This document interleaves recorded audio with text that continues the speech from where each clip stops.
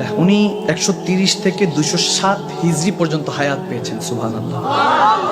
জেনার হাদিস বলতেছি আজ থেকে 1200 বছর আগের।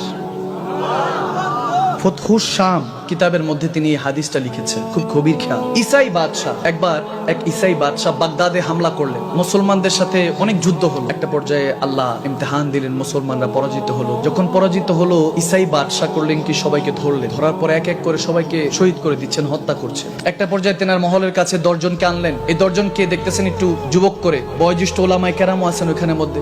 এই 10 জনকে ধরেছে। প্রথম জনকে ধরে বলতেছে ঈসাই ধর্ম গ্রহণ করো, ইসলাম ধর্ম ত্যাগ করো। বলতেছে জান যাবে কিন্তু ঈমান যাবে না। কবির খেয়াল। বলতে দেরি নেই, গলাটার মধ্যে ছুরি দিয়ে তরপাতে শাহাদাতের জাম পান করলেন। বাকি 9 জন দেখতেছে। কঠিন মুহূর্ত। এরকম যদি আমাদের সামনে হয়, আমাদের ঈমান কিন্তু চলে যাবে। বলবো যে না না ঠিক আছে, এটাই দেন, ঠিক কিনা? বর্তমানে আমাদের ঈমান এত দুর্বল হয়ে গিয়েছে। তখনকার ঈমানদার, তেনাদের দাম দেখেন, ঈমান দেখেন কি পাওয়ার ছিল। আল্লাহু আকবার। যখন ঈমান হাল উঠবে, আল্লাহ রাসূলের ঈমান যতটুকু আপনার উপর, ততটুকু আল্লাহ আপনাকে সহযোগিতা করবে। যদি বলেন আল্লাহ আমার কাজটা কালকে করে দিবে, তাহলে আপনার আল্লাহর ক্ষমতা ততটুকু। কথা বুঝেন নাই? আল্লাহ সবার জন্য এক, কিন্তু যার যার জন্য আলাদা আলাদা আছে। হিন্দুর জন্য আল্লাহ আছে, ঠিক না? খ্রিস্টানের জন্য আছে। আওয়াজ দেয় না, আরো জোরে বলতে হবে। বৌদ্ধের জন্য আল্লাহ আছে কিনা? মুসলমানের জন্য আছে, মুমিনের জন্য, তমিনের জন্য, অলির জন্য, গৌসের জন্য, আবার আমার আল্লাহ নবীদের জন্য আছে, ঠিক কিনা? এক একজনের সাথে আমার আল্লাহ এক এক রকম। যার ঈমানের শক্তি, ঈমানের দৌলত বেশি, আমার আল্লাহ তার সাথে তত বেশি সম্পর্ক।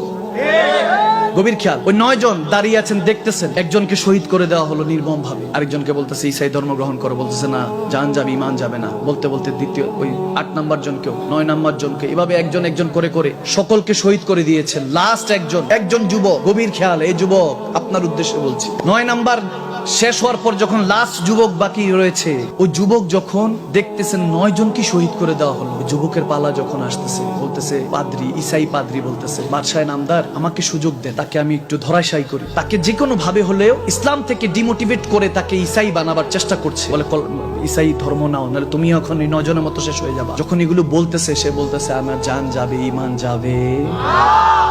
বলতেছে এরা কেমন মুসলমান, গর্দান নিয়ে নিচ্ছি। নবীজি পর্দা করেছেন তখন অনেক বছর হয়ে গিয়েছে, ইন্তেকাল করেছেন। রুখসাত করেছেন অনেক বছর হয়ে গেছে। বলতেছে দেখে নাই কিছু, আল্লাহকে দেখে নাই, নবীকে দেখে নাই, কিন্তু জান দিতে প্রস্তুত। এগুলো কেমন মুসলমান? সুবহানাল্লাহ। একটা পর্যায়ে এখানে প্রিন্সেস, রাজার রাজকুমারী ছিল, রাজকন্যা প্রিন্সেস দাঁড়ানো ছিল। সে বলল যে বাবা আমাকে দাও, আমি তো মেয়ে, আমি আকৃষ্ট করে তার ঈমানটা নষ্ট করব, যেটা এখন